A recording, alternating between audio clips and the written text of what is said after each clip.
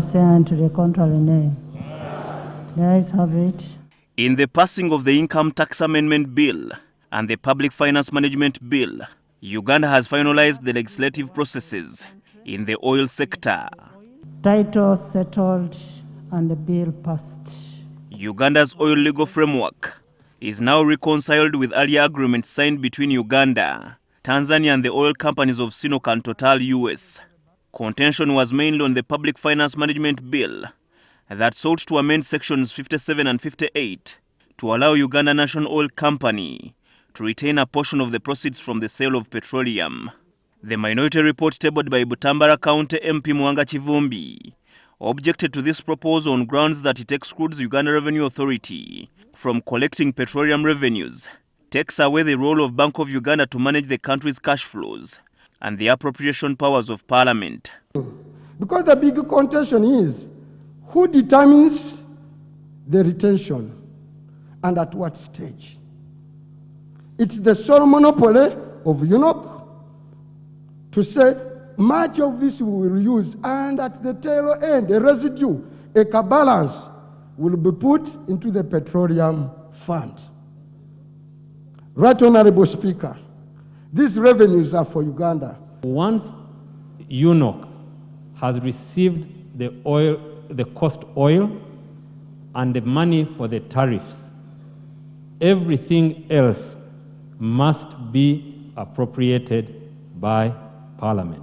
A compromise was later reached, only to give the Uganda Oil Company latitude to retain at source funds required to meet the cost of oil revenue and tariffs under the East African crude oil pipeline. Even the retained funds must be approved by Parliament within 15 days before they are spent. And if Parliament fails to meet the timelines, the Uganda National Oil Company will be free to use the money. This exception, however, applies to only 15% of Uganda's participating interests, with the rest of the revenue being remitted to the Petroleum Fund. But in aspects of cash payments out that have no connection to the cost oil and to the tariff, they must get approval of Parliament. We have made sufficient laws that Ugandans should sit for, and feel comfortable that we have legislated better for them. We have legislated for posterity. To government, these amendments have given a guarantee to investors that Uganda has the financial capacity to run the oil sector.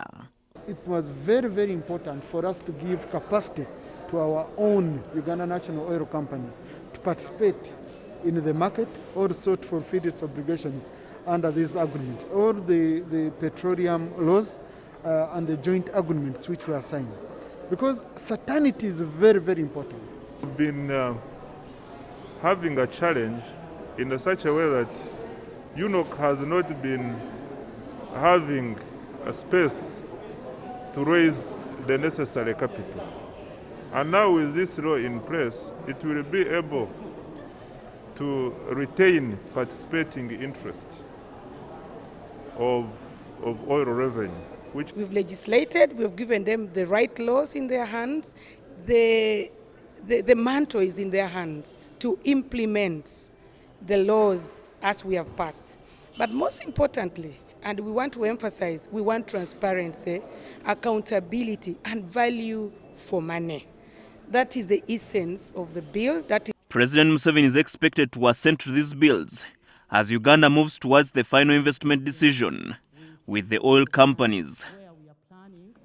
Herbert Ziwa, NTV at Parliament.